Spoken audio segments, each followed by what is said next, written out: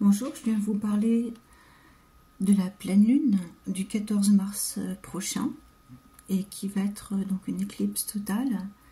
Et les thèmes qui seront et qui sont récurrents lors de cette pleine lune vont marquer donc les 6 prochains mois jusqu'à la pleine lune du 7 septembre 2025. Donc en fait, c'est intéressant de noter peut-être ce qui nous préoccupe actuellement et de voir un peu le résultat et ce qui va se tramer au fur et à mesure de ces 6 mois qui arrivent. Comment ça, les éléments que vous avez maintenant vont pouvoir vous aider à passer les caps. Alors clairement, donc déjà c'est une pleine lune en Vierge avec Soleil en Poisson, donc c'est typiquement un axe sur la santé. Et donc si vous êtes le 14 mars à 8 h du matin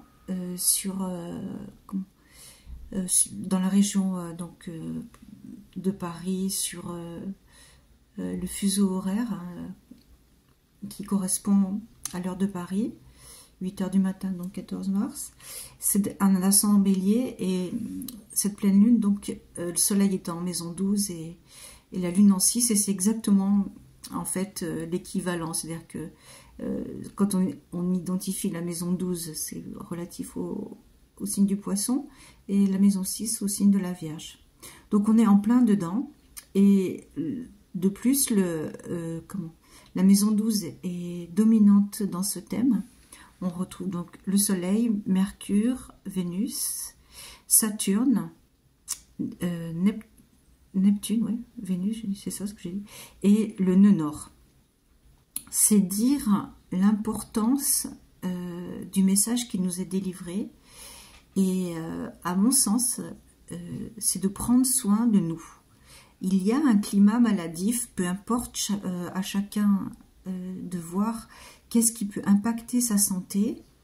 Il y a des choses actuellement qui nous tracassent, chacun dans notre vécu. Et il faut y faire très attention et maintenant l'identifier. C'est le moment, donc lors de cette pleine lune du 14 mars, d'identifier qu'est-ce qui peut impacter mon hygiène de vie, ma santé, et qu'est-ce que je peux faire pour contrecarrer cela. Très important, parce qu'en fait c'est l'idée des 6 mois à venir. Se préserver, identifier ce qui est négatif dans notre vie, prendre des décisions. Pour cela justement, il y a une conjonction Soleil-Saturne, et un Saturne en 12, comme lors de cette pleine lune, donc éclipse totale. Il faut s'isoler et discuter avec soi-même. Là, on n'a pas le choix. Donc en fait, il faut faire le point. Ce jour-là, bien identifier ce qui se passe, discuter avec soi-même et prendre des décisions. Donc, qu'est-ce qui peut nous aider? Donc cette conjonction Soleil-Saturne, oui, elle va nous aider dans la mesure où elle va permettre cet isolement. Ce ne sera pas vécu comme un moment compliqué, difficile. Non.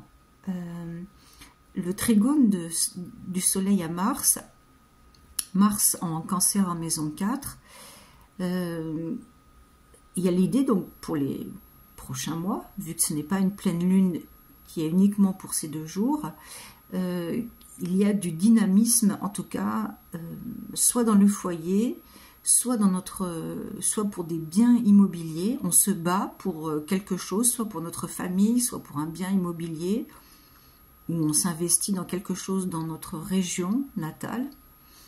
À vous de voir. Et ce courage va pouvoir nous permettre d'avancer étape par étape, mois par mois, donc jusqu'à cette pleine lune du 7 septembre 2025, de franchir même quand on se sentira abandonné. En fait, parfois on peut dire que Saturne en 12, c'est comme si on se disait « mais Dieu, tu m'as abandonné ». Et c'est un peu l'idée. L'idée, c'est de grandir. de porter toute la responsabilité de nos actes et de savoir toute la portée que cela peut avoir.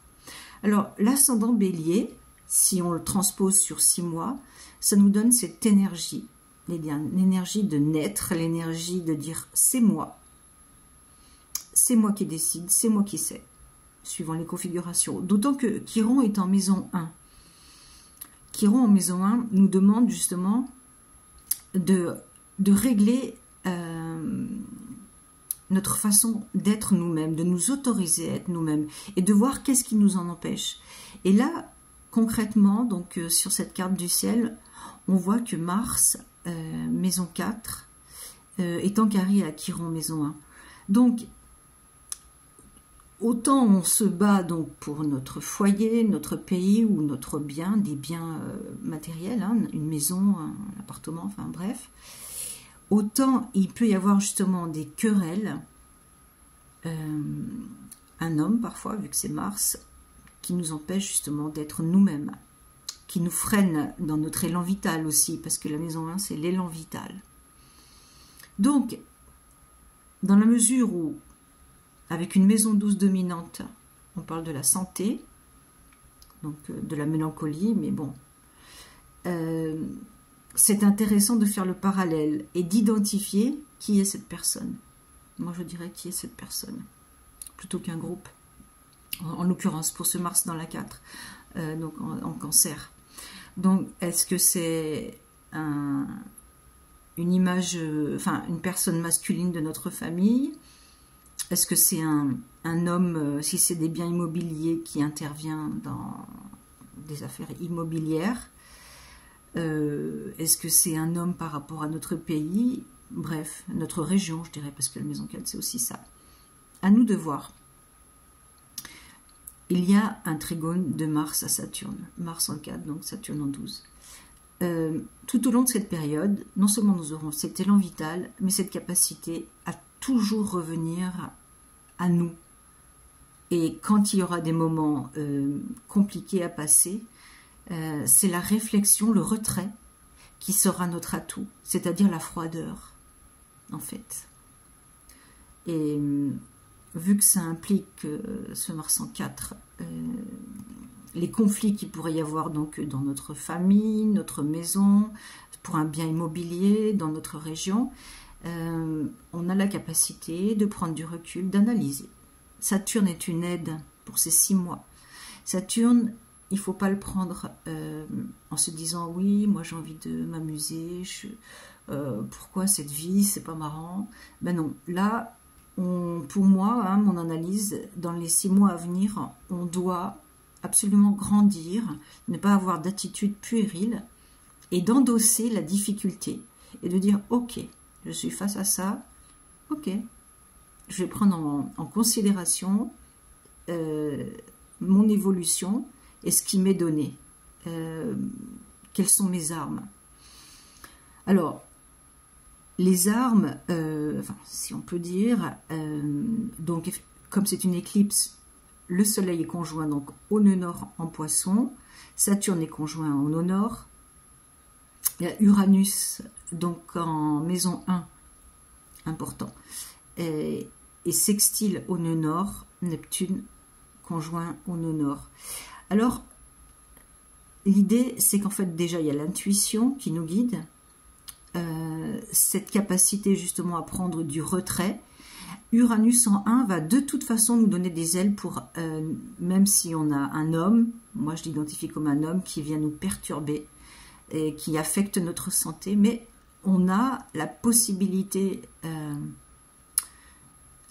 par des actions audacieuses, originales, là où cette personne ne vous attend pas. Retenez bien. Agir non seulement avec recul, retrait, mais poser des actions inédites, inattendues. La lune noire, donc en balance, maison 7. Elle est en carré à Pluton. Donc la lune noire, c'est ce qui est caché. Donc là, c'est dans un partenariat. Pluton est en maison 11. Il y a comme l'idée quand même qu'on s'affronte un peu à la maison, c'est la maison de la fraternité, des associations. Il y a quand même l'idée que des gens vont agir pendant les 6 mois qui à venir en sous-marin. Comme s'il n'y avait pas une unité autour de nous, donc chacun voit ce qui lui parle. Ce Pluton en 11, il faut le voir comme c'est à nous d'aller voir les pièges qui nous sont tendus par une association, un regroupement d'individus, et par le fait de Saturne, bien aspecté, toujours prendre du recul quand il y aura une attaque. Et toujours cette technique d'intervenir là où on ne vous attend pas. C'est-à-dire que si vos adversaires, un adversaire, mais apparemment il y en aura un et plusieurs, c'est-à-dire un homme à identifier, comme j'ai dit, donc soit dans la famille, soit dans un problème immobilier, soit dans notre région identitaire, je dirais.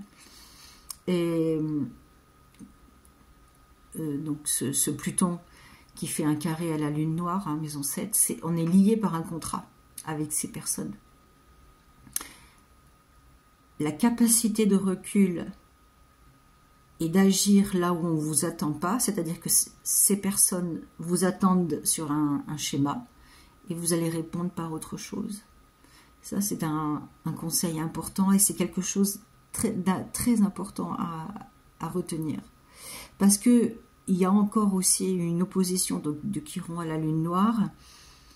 Il y a l'idée qu'on veut un peu vous museler, nous museler, hein, parce que je m'inclus aussi, et nous empêcher d'être nous-mêmes.